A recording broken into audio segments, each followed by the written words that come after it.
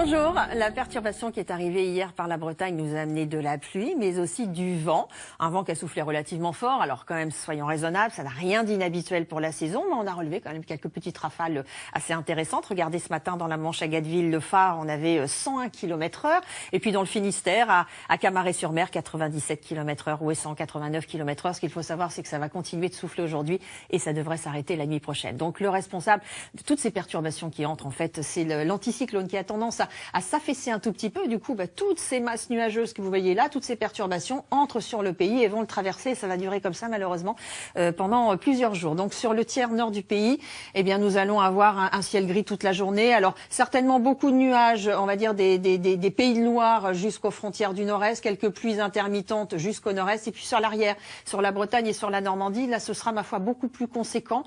On nous annonce entre 15 et 20 mm d'eau aujourd'hui, ce qui correspond à 10 jours de pluie. Donc on va encore avoir du vent qui souffle relativement fort, mais tout cela va s'atténuer dans la journée. Et puis à l'avant, c'est une impression de beau temps qui va dominer. On a encore effectivement quelques perturbations, quelques nuages élevés, mais ça va pas vraiment vous gêner. Et puis sur l'arrière, du grand soleil sur les massifs, sur les Pyrénées, sur les Alpes. Encore pas mal d'humidité sur le pourtour méditerranéen. Et puis aussi quelques brumes qui persistent sur la Corse.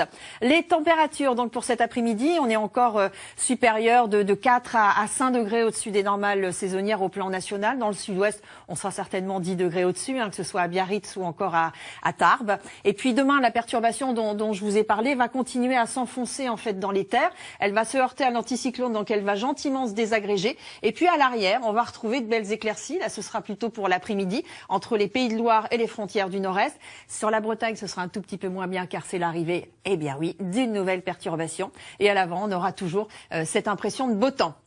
Donc pour les températures, eh bien sur les Alpes où le ciel sera bien dégagé demain matin, ça sera encore relativement bas, 1 degré. Et puis vous l'avez vu, je vous annonçais du beau temps qui revenait donc par la Bretagne. Du coup, on n'a plus de couverture nuageuse et demain matin, les températures seront relativement fraîches et tout ça va se réchauffer dans l'après-midi et on va garder surtout dans le moitié sud des valeurs nettement supérieures aux normes de saison. On fait un point complet juste après le journal présenté par Élise Lucet. À tout à l'heure.